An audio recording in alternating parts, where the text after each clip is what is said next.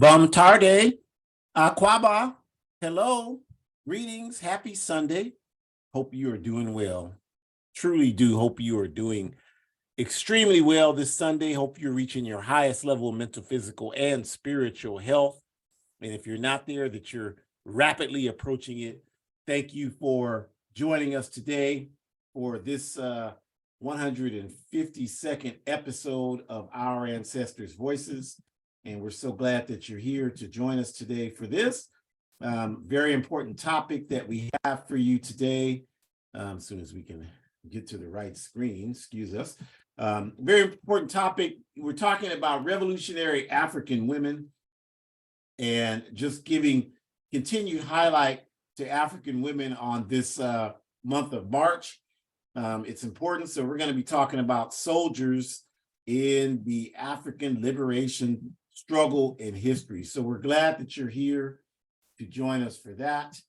And we're going to get started in just a second. But of course, as always, we always start by acknowledging the indigenous people of the Western Hemisphere.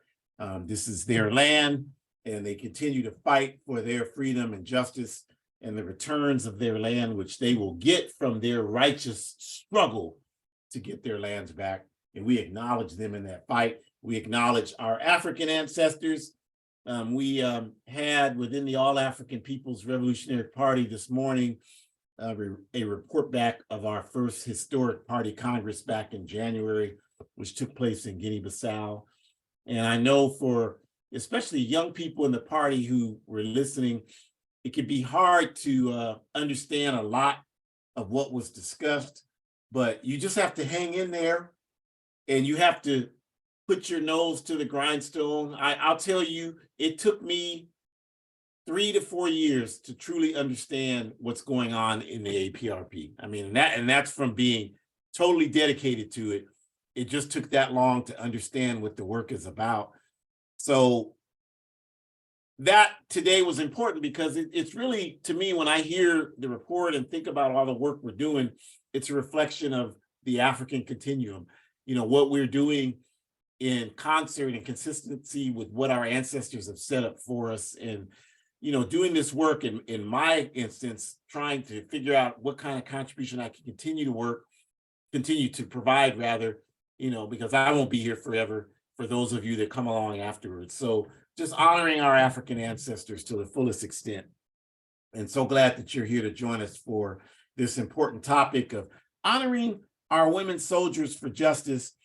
Our Ancestors' Voices, this program is a program sponsored by the All African People's Revolutionary Party, AAPRP, every Sunday, same time, same place. And the APRP is a revolutionary, independent, mass Pan-African political party, which is based in Africa. Our objective is Pan-Africanism, which is defined as one unified socialist Africa. That's what we're fighting for, one unified socialist Africa. And our work to achieve Pan-Africanism is outlined in Kwame Nkrumah's Handbook of Revolutionary Warfare, which is, the cover is displayed on the next page.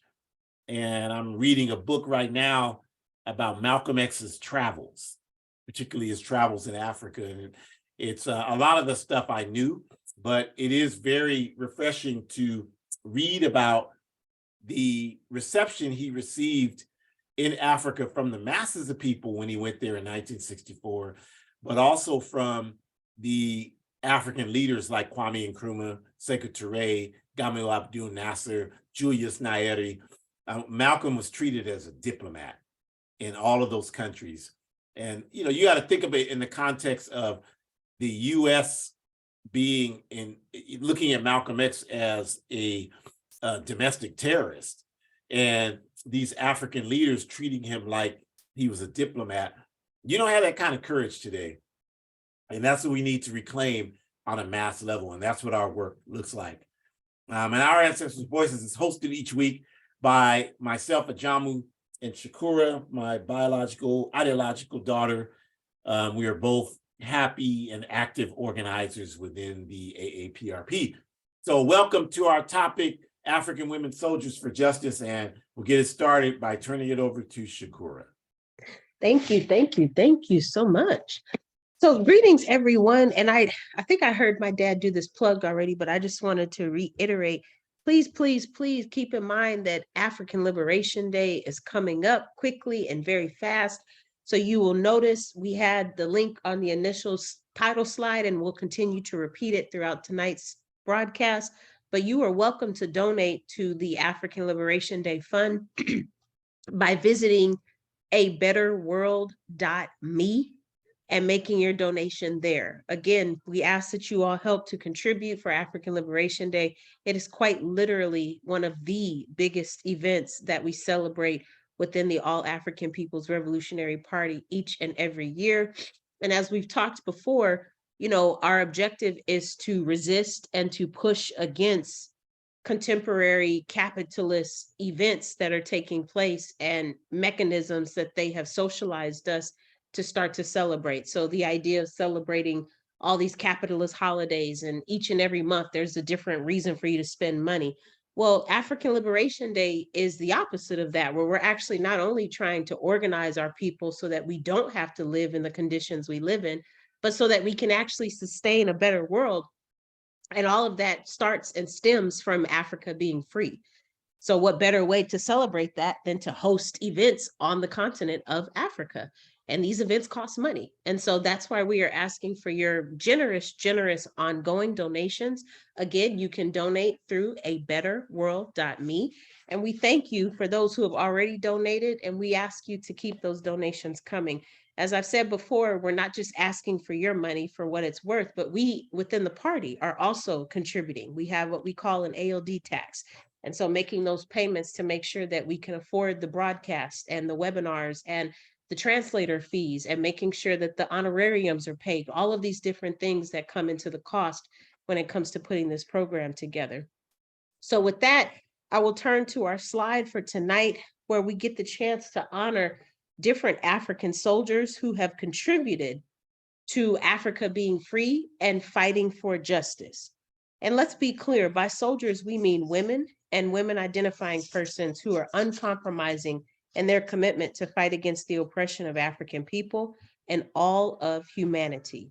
We decided to address this topic today in an attempt to address two fundamental challenges we face in human consciousness today. First, women and women identifying people are completely written out of herstory or history or their story, and as if their specific role has always been simply serving as supplemental to men's contributions.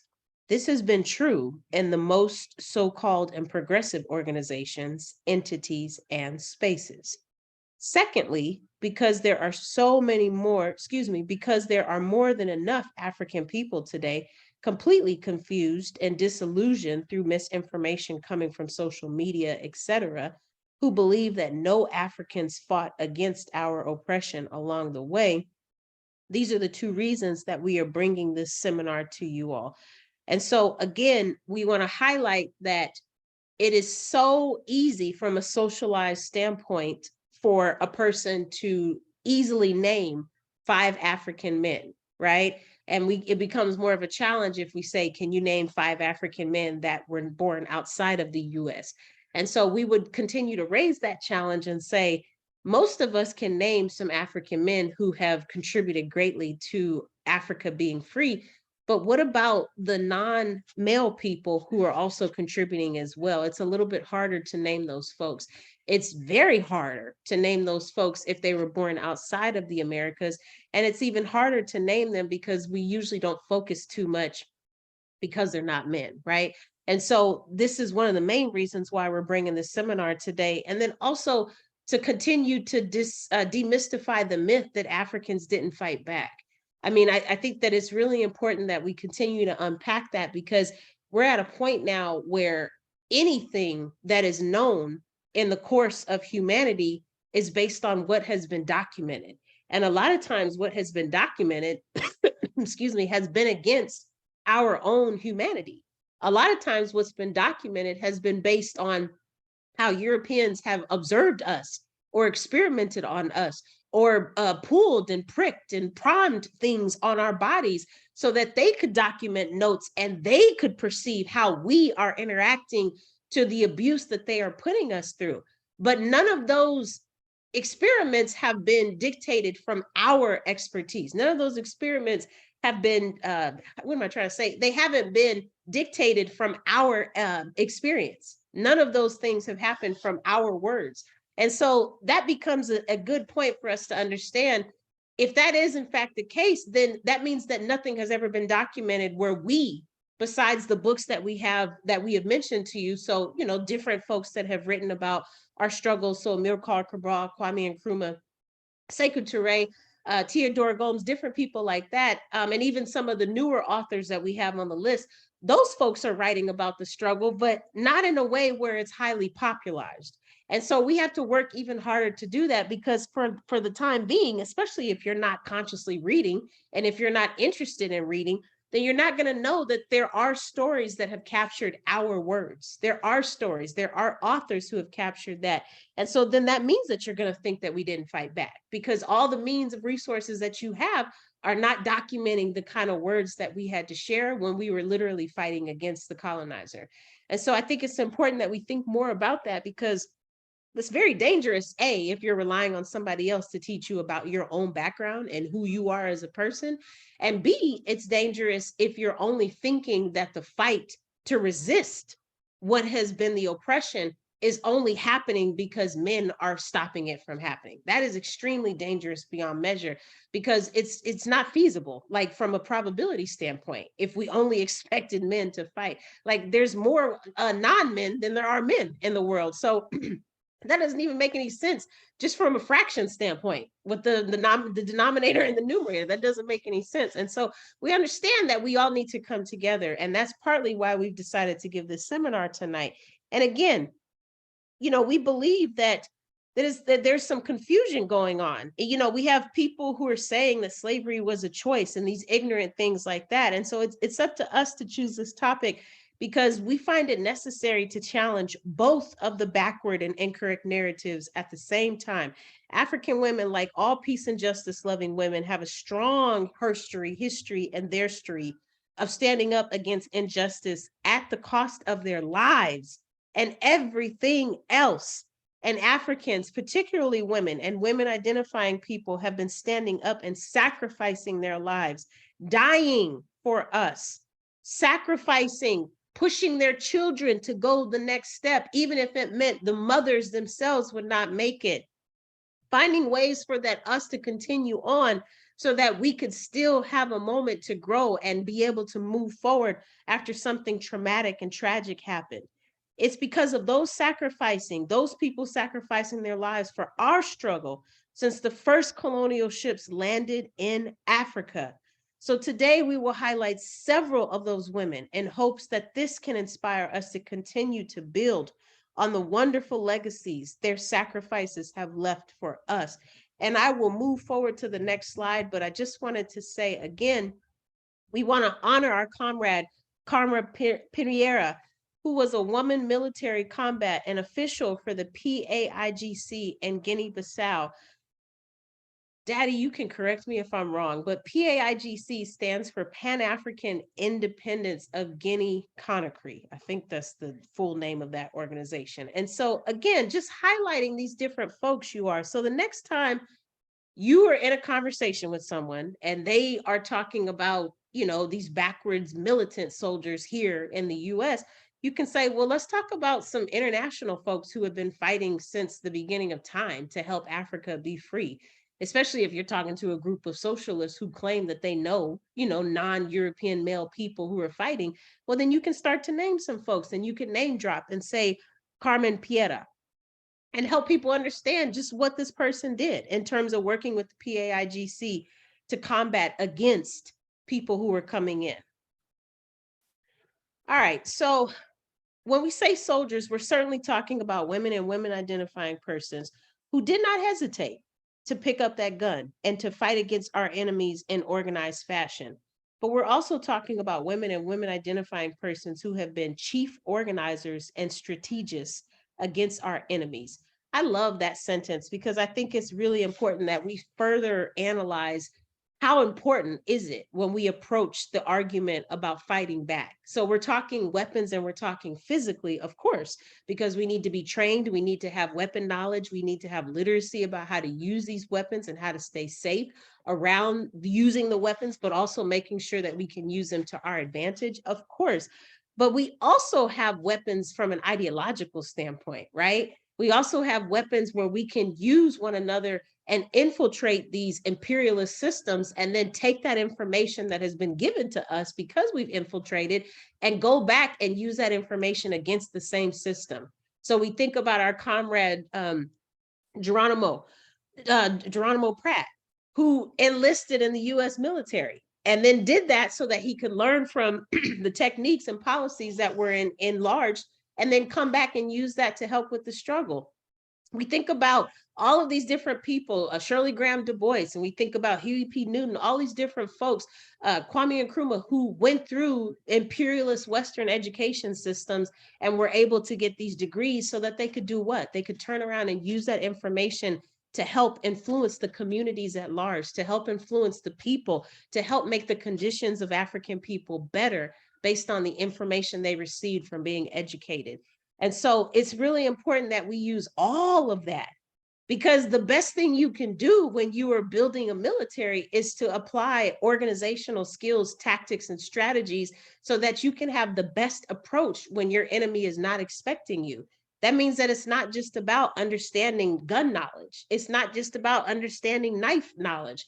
It's not just about understanding how to organize. It's also about gun knowledge. It's about those two things together and finding people who benefit to be able to teach different people that those things, those skills, and being able to practice those skills, having the discipline to practice it, taking it seriously.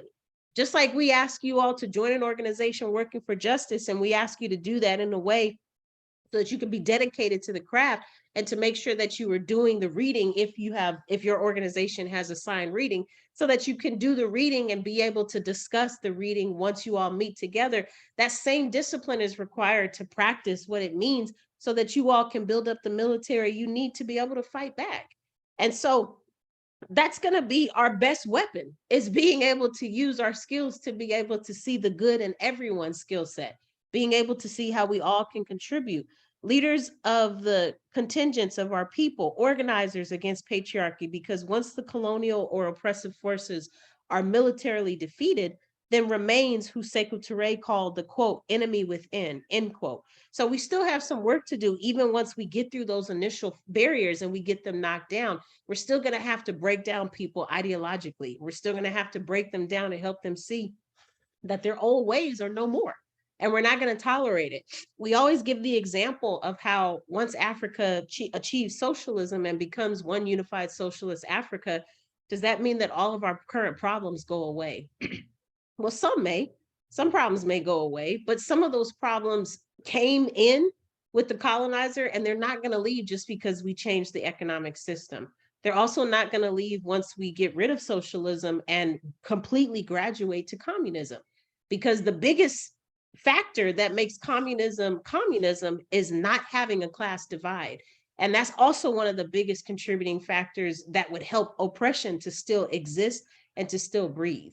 And so I think it's important not just that we address class divide, but we also think about how racism, we think about how patriarchy, we think about how homophobia, we think about how xenophobia, we think about how all of these systems are intrinsically dividing us as humans one by one.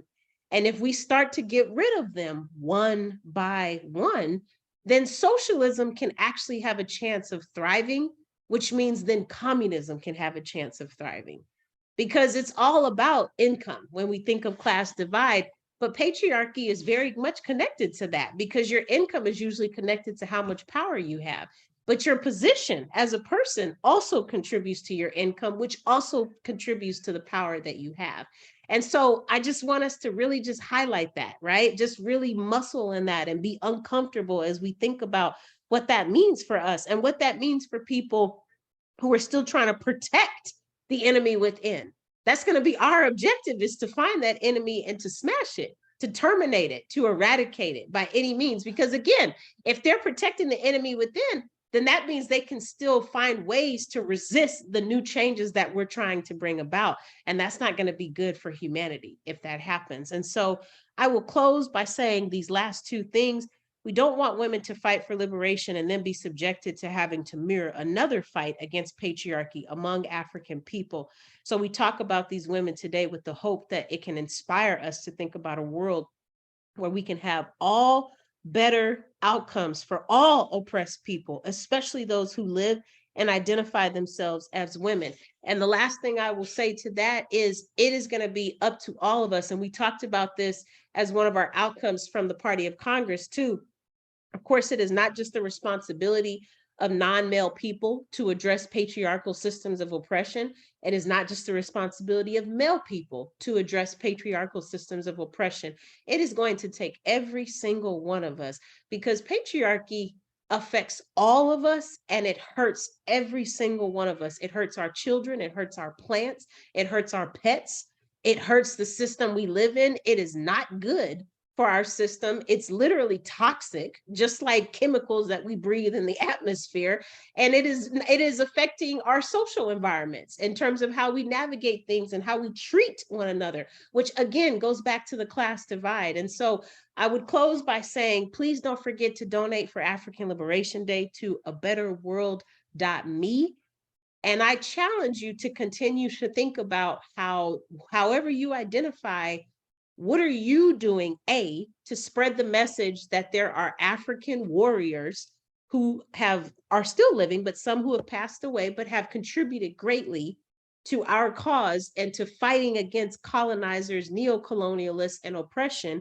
How are you contributing to that? So are you doing the research and are you sharing their names? Are you putting respect on their names, A? And then B, what are you doing to resist patriarchy? How are you engaging with people who benefit most from it? How are you engaging with people who benefit least from it? What are you doing in terms of thinking about that? And the biggest question, do you stop engaging with it as of March 31st because it's only about engaging with it during Women's History Month? Or do you go beyond that and you don't let capitalism win, because we understand that patriarchy is 24/7, 7 days a week, 365, right? It's not just during the month of March that we resist it. Just like we don't just acknowledge Africans and the contributions we have made just in the month of February, because again, those are policies that the imperialists have set. Those are policies that the capitalists have set. The last thing we're going to do is follow their policies.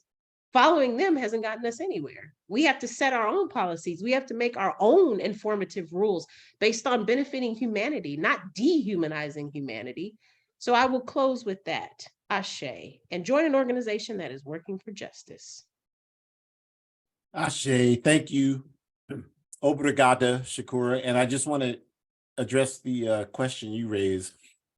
So the PAIGC, the English translation of the PAIGC, which is in Portuguese, is the African Party for the Independence of Guinea-Bissau, Cape Verde. The African Party for the Independence of Guinea-Bissau and Cape Verde. And I want to stress that, you and those of you that are younger and newer to the AAPRP, you should not in any way feel embarrassed or any type of way about not understanding all of that.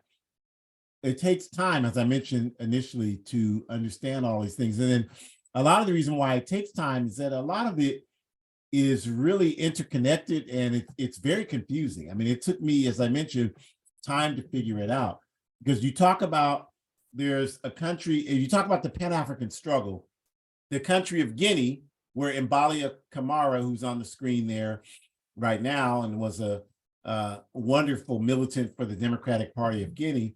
So there's Guinea and then there's Guinea-Bissau, two different countries that have significant histories in Pan-African work, but that's confusing because both countries have the name Guinea in them. And then you talk about Amilcar Cabral, who was the intelligent and courageous founder of the PAIGC, the African Party for the Independence of Guinea-Bissau, but he started the PAIGC and built it up in Guinea, the neighboring country. So that's confusing because he's from Guinea-Bissau, but he built up the PAIGC the organization that was designed to run the Portuguese out of Guinea-Bissau, they were based in Guinea-Conakry. So that's confusing. And then you have the question of Kwame Nkrumah, who was the first president of Ghana, but then his government was overthrown by the CIA in 1966. So then he went to Guinea. So Guinea, where Sekou Touré was president, had Kwame Nkrumah there, and it had Amilcar Cabral there. So it's all very confusing. So I don't think that as long as you continue to engage this information, you will come to get a very clear understanding of what these organizations are, even though they're in different languages, and who was where and who did what and all those things. This is just takes time. You know, I couldn't tell you right now. You could put 3 or 4 different custom purses in front of me, and I couldn't tell you which one was which. My cousin who passed away had all these purses, and they, from what everyone said, they're worth all this money. I was ready to throw them away. I don't deal with material stuff. I don't have a lot of knowledge about it. So I don't take any shame in that. I mean, in this society, I guess you're supposed, like, people are like, how could you not know that? I'm like, how could you not know that we're slaves in the capitalist system? I mean, there's always, we could go there if you want to. I couldn't tell you the different models of Tesla cars because I really, frankly, don't give a damn. So, I mean, there's no crime in not knowing. The crime is not wanting to know and not wanting to engage in the work to find out. So as long as you're doing that, the knowledge will come to you. And that's just for you, Shakura, and everybody else who's new in our party and new in life and trying to, wage that struggle to go towards truth. You're doing the right thing, and it'll come to you if you keep going the way you're going. So we just want to continue and just talk about, again, donating to www.abetterworld.me for African Liberation Day 2023. Y'all are outstanding with making donations. 100% of that money is going to our on-the-ground African Liberation Day commemorations around the world. Shakura spoke to that. We have to create revolutionary institutions to combat the backward capitalist institutions that dominate the thinking of the majority of people on earth. So African Liberation Day is one of our major institutions designed to do that. So please continue to support it. And we will just continue on and tell you the story about Carlota, who was an African woman. She was a La Negra Carlota. She was a Yoruba woman, which is a region in West Africa. She was kidnapped through the slave raids in the early 1800s. Her and her family were kidnapped in the region, probably somewhere around Nigeria. And she was just known to have had a relentless spirit from the stories that have been passed down about her. And because of that, she never submitted to being enslaved. And even though she was captured in the Nigeria region of West Africa, placed on a slave ship, and forcibly removed from the African continent and taken to the Caribbean, she never lost her spirit for freedom and justice. And so when she was disembarked from the ship in Cuba, she was enslaved in Cuba. And this is important because we don't make that connection that when they stole our ancestors from Africa, they dispersed us all throughout the Western Hemisphere. So that means they didn't keep your families together, you all. So Carlota's family, some of her family, like her, was disembarked in Cuba. Some of them might have disembarked in Chile or Brazil. Some of them might have disembarked here. Who the hell knows? But the point is that because this is our history and this is our reality as African people, that's why it makes absolutely no sense for us to say, well, I'm African American. I don't have anything to do with people in Cuba. Some of your blood relatives are probably in Cuba. You're just a damn fool if you don't understand that you cannot let the master's colonial borders define your identity for you. That's what we're talking about when we say that you're African. And Carlota personifies that. she had that relentless spirit. And because of that, she began to organize among the other Africans who were enslaved at the Matanzas sugar plantation in Cuba. They had them there working the sugar, development of sugar. And comrade sister Carlota decided that she wanted to organize for our people's freedom on that plantation. And I had the opportunity when I was in Cuba to go to that sugar plantation.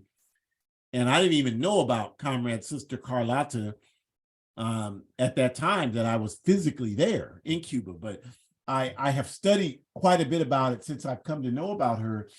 And she spent several months organizing folks to support this uprising, to take their freedom back from the Spanish colonizers.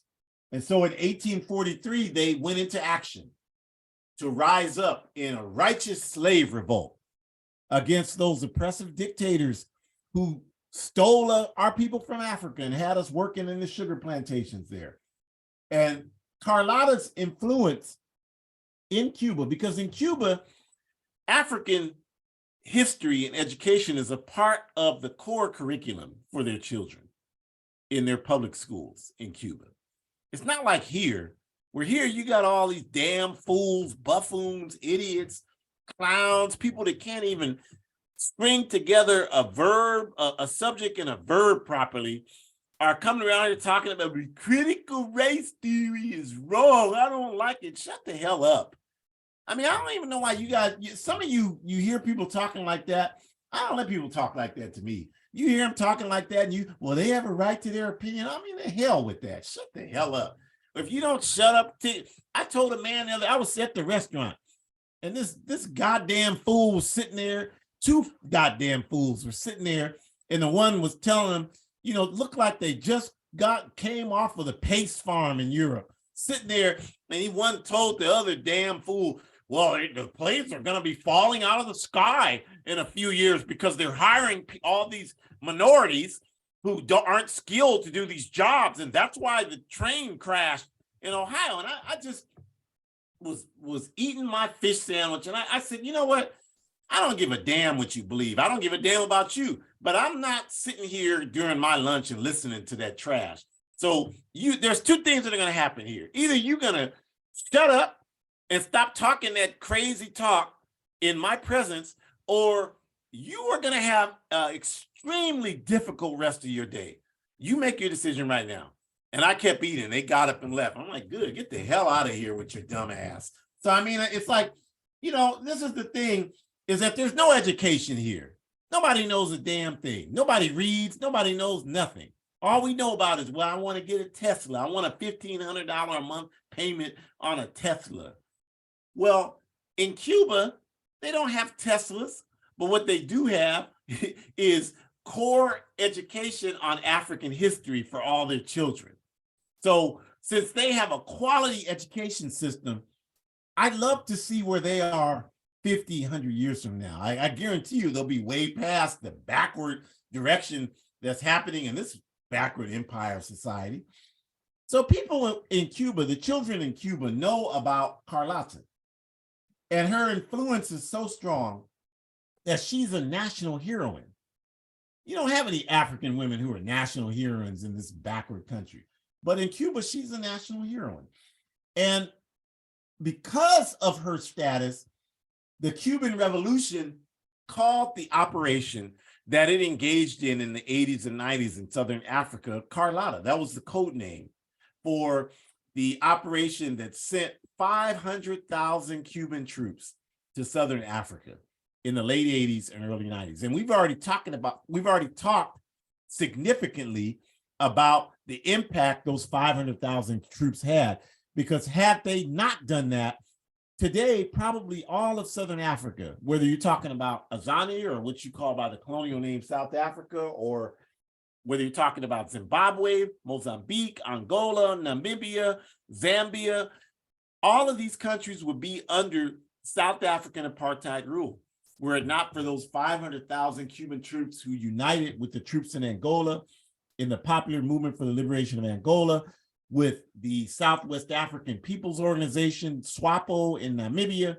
with the National Union of Independence for Mozambique, Frelimo, and all of the liberation movements in Azania, the African National Congress, the Pan-Africanist Congress of Azania, the Azanian People's Organization, the Black Consciousness Movement, all of these organizations, the Cuban forces reinforced those groups who were engaged in armed struggle against racist apartheid. And because of that, they pushed the racists back, and the racists had to compromise. And the compromise was, in order for the Cuban troops to leave Southern Africa, these backward racists had to release Nelson Mandela from prison in Robben Island after 27 years. They had to grant Namibia its independence, and they had to pull back on their efforts to try to make all of Southern Africa racist apartheid, white mercenary run. You're not going to learn any of that in anything happening in this backward country, because a lot of the money that was used to finance the racist apartheid effort came from this backward empire country. You know, this country is the architect of apartheid. They're the ones that created the concept with how they have done the indigenous people for 500 years and how they've done the African people and the Asian people for all these years. So everybody else in the world in the 1948, when one of these politicians, I can't remember which one because they're all the same to me, was criticizing apartheid in Azania, the European racists in Azania told him, well, we learned that from you, how you did the Indians on the reservations, how you've done the Africans that you enslaved, we learned it from you. And that's true, that's correct. But Carlota was a strong and is a strong influence in Cuba. And you see there, they have a huge statue of her close to where the Matanzas sugar plantation is today. If you go to Cuba, you can go and see it.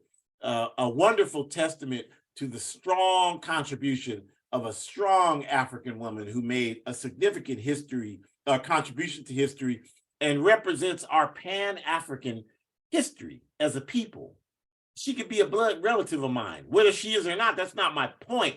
My point is that her dignity is what inspires me, and it should inspire you as well.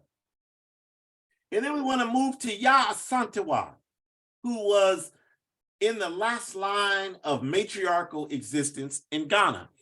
And just so you know, matriarchy, the definition, is when power is ascended through women. You know, not through men, but through women. Women, when one woman is the queen and she's in power and she's no longer able to be in power, then the replacement is a woman. You know, that's just the process of how things work. You say, well, why does it have to be a woman? But you never ask, why is it always a man? That's a patriarchal system of power. So, and you know, and it's really, I'm honored today after listening to the report back of our party Congress, where, you know, in this day and age, I don't know if you all heard, but last week in Uganda, in Central Africa, this backward regime in Uganda announced that anyone who's declared LGBTQ plus in Uganda is subject to death. And this is something we have to understand where this is coming from. You know, you have these white supremacist organizations like Samaritan Power, who has been operating in Africa for decades now, particularly in Uganda. And Samaritan Power is a right-wing organization with a $300 million annual budget that's run by Franklin Graham, that crooked thug son of Billy Graham, the white nationalist evangelist, spreading white nationalism and white supremacist Christianity. Well, now his son has an organization over in Africa, primarily in Uganda, who since the 1990s, they've been spreading this poison there to our people. And so for that to be happening in Uganda, and for us in the APRP at the same time to have a party Congress and to state that for our people in Africa, we need to get a much better understanding of gender binary. We need to support any African that is willing to stand up for our national liberation as a colonized people, no matter what that African identifies as. That is how we combat this backwardness. That's how we wage this consciousness struggle, this cultural struggle, whatever the hell you want to call it. That's how we do that. So I'm just proud. I was proud today that we've done this work and that we're going to continue to do this work. And you should want to be a part of this work, because this is the type of thing that people like Asantewaa, Carlota, Carmen, Pierera, and Imbalia, Camara, the people we're talking about, that they gave their lives for. So you saw, you know, the patriarchal system. It says it in the movie Coming to America 2 with Eddie Murphy, where, you know, the African woman, she couldn't be the heir to the throne because she was a woman. So 100 years ago, we had matriarchy that was still happening, and Asantewaa was appointed to be the leader by her brother, and that established that trend of matriarchy there in Ghana. And she led the Ashanti. There was Ashanti, which is an ethnic group throughout Ghana, and she led them to battle against the British, to fight against colonialization in 1900, and lasted several years fighting back the British and their effort to consolidate their colonization of Ghana. And it's very important that it be stated again that she led the military effort to run the British out of Ghana and to weaken their forces. She was not successful in running them out, but she certainly planted the initial seeds that led to them having to get the hell out of Ghana on a physical level. And we've picked up the torch that Asantewaa passed to us so that we can continue to run those goddamn people out of Africa from a political and economic level, on all levels. Run them the hell out of Africa so they have no connection to Africa other than having to come and sit at our table and beg us for whatever it is they need. And we're going to work it out to give it to them, because we're not anti-human like they are. But we're going to do it on our terms, and on terms that benefit the majority of people on earth, because that, you all, is what revolutionary Pan-Africanism, one unified socialist Africa, looks like. So we are just honored that we have the history and tradition of people like Asantewaa to look back on, to inspire us as we build our United States of Africa, one unified socialist Africa that is really going to serve as the salvation for all of these problems that our people face all over the world today. And then the last woman that we want to look at today is Ethel Minor, who's in the center. I mentioned before, like, you know, some of the confusion of understanding this Pan-African history. And this picture was taken at a place called Via Sile, which is in Guinea-Conakry, separate country from Guinea-Bissau, where I was in January. Guinea-Conakry is right next door. It's just north of Guinea-Bissau. Guinea-Conakry, of course, is the home of the Democratic Party of Guinea, and Ahmed Sekou Touré, who is one of our ideologues in the All-African People's Revolutionary Party. And you know the story if you paid attention to us, when Kwame Nkrumah, who's on the right in this picture, his government was illegally overthrown by the backward Central Intelligence Agency backed coup d'etat on February 24th, 1966 in Ghana. He was immediately welcomed to Guinea by our comrade Sekou Touré and made co-president of Guinea. So Kwame Nkrumah lived out the remainder of his life in Guinea-Conakry. And so this picture is taken there with Ethel Minor and Kwame Touré, who's on the left, who at that time was Stokely Carmichael, and of course had accepted Kwame Nkrumah's ask to stay in Guinea-Conakry, to move to Guinea-Conakry rather, from the US and be Kwame Nkrumah's political secretary, of which Kwame Touré, who was Stokely Carmichael then, accepted that offer. You know, it's very confusing until you get a firm grasp on this history.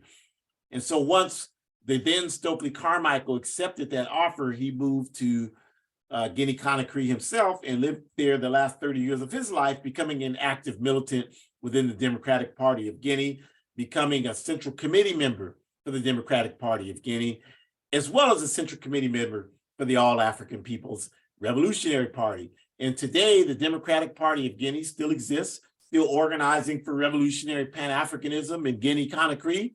And we work with them on a regular and consistent basis in the APRP.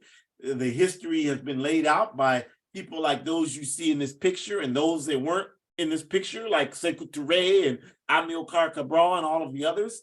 And we continue to build on that. But we want to take a moment to talk about Sister Ethel Minor, who, although she's in this picture in Via Sili in Guinea-Conakry, she came to us as a young member of the Nation of Islam. And she was highly impressed with El Hajj Malik El Shabazz, Malcolm X, as she should have been, as I am, and as you should be. And so from that, she left the Nation of Islam when Malcolm X left the Nation of Islam, and she joined Malcolm's Organization of Afro-American Unity that Malcolm X set up as in a connection to the Organization of African Unity that Kwame Nkrumah set up in Addis Ababa, Ethiopia in 1963. The intention there was to create an organization that would bring about Pan-Africanism. And Malcolm X wanted the OAU to be the US branch of the OAU. And you know, you all, like, you'll watch Godfathers of Harlem with Forrest Whitaker, and you'll see in there, like, they have in the script of the TV show that Malcolm spoke to the UN and he had a relationship with the Cuban Revolution. In the show, they're talking about he had this relationship with Che Guevara. You know, maybe because they have it, you'll believe it. We tell you this stuff all the time, and people don't believe us. Like, we don't know what we're talking about. But since the white man has it in his TV show, then I guess, you know, you believe it. So you should watch that and get that. And then once you believe it from watching that, then go and study it. But the point I'm making is that Ethel Minor, once Malcolm was unfortunately assassinated on February 21st, 1965, Ethel Minor went on to join the Student Nonviolent Coordinating Committee. She wrote the research paper on Zionism, and that really shaped SNCC's position as an anti-Zionist organization. They became the first civil rights organization to take an anti-Zionist position. And that expanded to when Nkrumah asked Kwame Ture and Amilcar Cabral and Lamine Jonga to launch the All African People's Revolutionary Party in 1968 in Guinea-Conakry. And that happened, and Kwame Ture became a Central Committee member for the first AAPRP that emerged out of Guinea-Conakry. Ethel Minor was a part of the leadership for the initial AAPRP, and this contributed widely to the anti-Zionist position that the AAPRP continues to maintain to this day. So this is history. That's why this woman played a critical role in establishing this anti-Zionist line. And I'm so thankful for her for doing that work, because being against Zionism is, from my standpoint, one of the most principled things that you can do in today's world is take a principled position around this question. And she did that almost 60 years ago. I mean, that's unfathomable to me. And her militancy opened up the type of consciousness that's going to really lead us to, that really has helped bring us to the type of, you know, anti-Zionist consciousness that's really kind of taken for granted today. But these are the people that really brought that to fruition in this country. And so when we talk about, you know, Carlota feeding Asantewa's legacy and how that fed Mbalia Camara's legacy, which fed Carmen Pierera's legacy, which was influenced by Ethel Minor, these African women have played such a critical role in helping to create the foundation for everything that we believe in and represent today. And when I sat in Guinea-Bissau in January, whenever we had a break, I would think about these people and how they're the reason that we're where we are today. and how I have such a responsibility to continue to try to expand the efforts that they gave their lives for. I mean, that to me is the one thing that inspires me more than anything else on earth. When I look at pictures like this, Kwame Ture and Ethel Minor and Kwame Nkrumah, Sekou Touré, Amilcar Cabral, and Miss Shirley Graham Du Bois, and Carmen Pierera, and the legendary Teodora Gomez. When I look at these Africans and the contributions that they've made to us, all I can do is say, I have to continue to build on that work. And I'm not afraid, bring on the white supremacists, bring on the police, the US, whatever the hell they got. I don't give a damn what they have. None of that stuff frightens me. What frightens me is one thing, not fulfilling my responsibility to the contributions that these people made for us. That is the one thing that scares the living hell out of me. And as long as I'm doing that, these people can bring whatever they got. I'll stand up to it because I know I can defeat them, because our people gave us the blueprint to defeat them. They gave it to us. They gave us the courage and the commitment that these slime will never have that courage. They'll never have the kind of commitment that we can have. That's why I'm not afraid of them, because I know that. I know they can never match what our people have done to stand up against the injustices they've inflicted upon us. And a lot of this spirit is always because of the contributions of African women, like the ones we've talked about here today.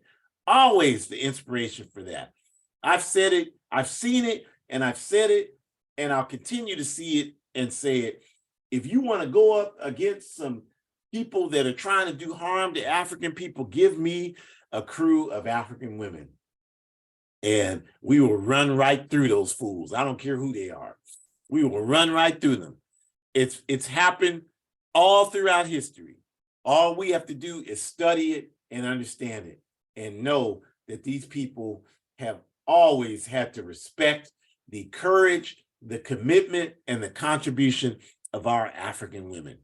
They came to Mbalia Camara's, where she lived in Guinea in 1958, and they told her, the French want you to stop organizing these peasant women.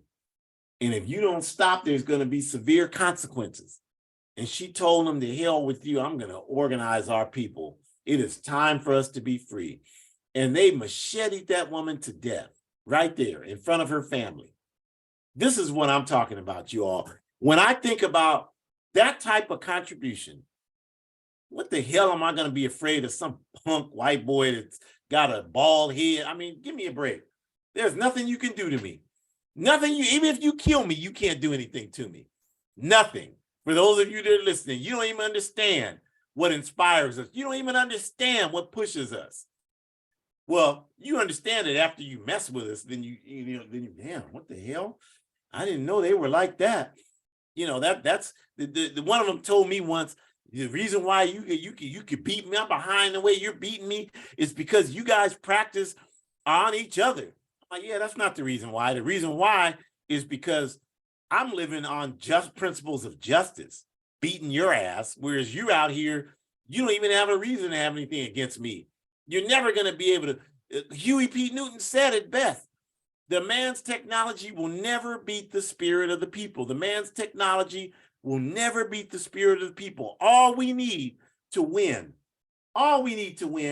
is our people's history, understanding it and living by that and knowing what has been sacrificed to get us where we are now. And if we understand that, there is no force on earth that can stop us. So we give thanks to all of these African women for all of their contributions, what they brought to us to bring us where we are today. And we thank you, each and every one of you, for coming and participating with our ancestors' voices. We invite you back next week. We know it's April, but we're going to continue to talk about African women. We're going to talk about lesser known women partners in freedom fighter relationships.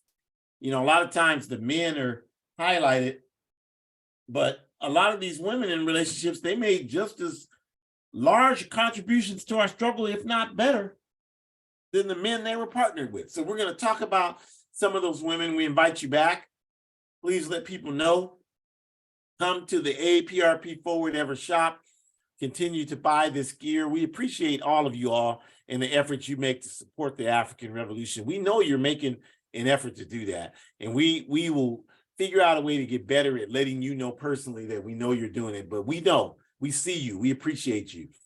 So go to aprp-intl.org and continue to join the All African People's Revolutionary Party. We are bringing in young people by the score. I mean, I had a meeting yesterday, a new work study here in Sacramento with a couple of young people who have joined, and just, you know, they're thanking me, and I'm like, y'all just don't know. I mean, you're inspiring me. They're like, we want to do more. This is great. We're committed to this. And I'm like, that's what I'm talking about, you know. And I mean, these young people, they weren't even alive when I was 40 years old.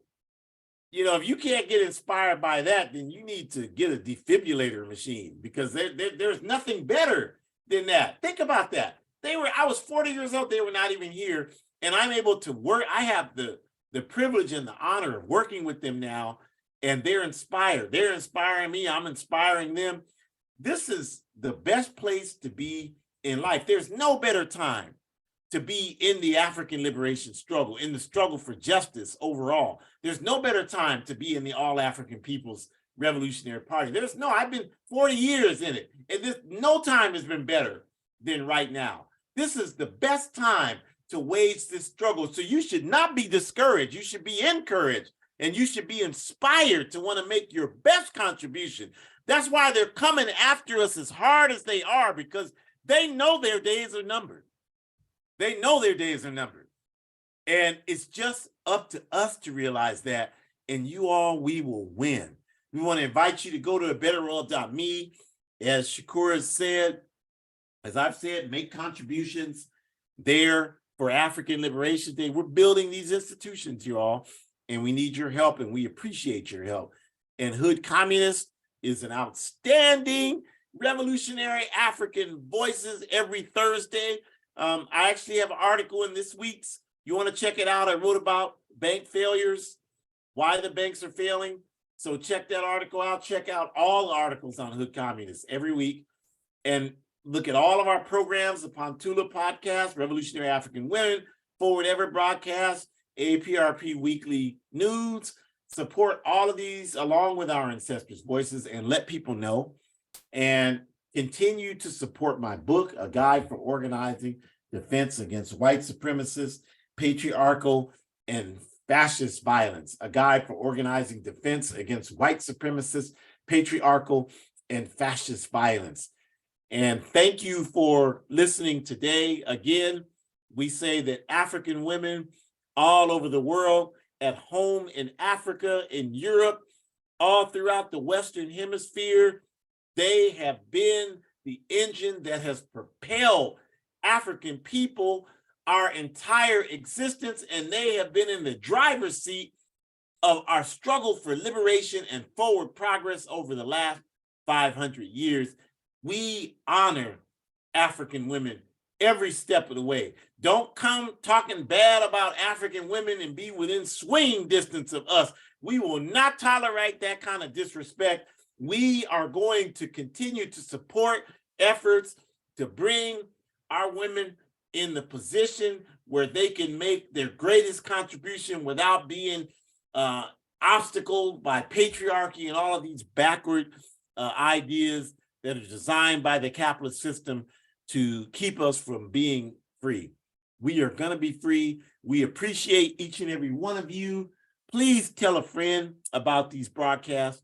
Please think about these things and figure out how you can make an even greater contribution. Let's step up the game. Now is our time to step up the game. Don't let these people discourage you. There is nothing wrong with you. You are not the problem. I don't care what they tell you. You are not the problem. The problem is this backward system.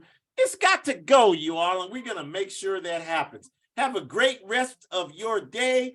Forward ever, backwards never. Revolution is the only solution.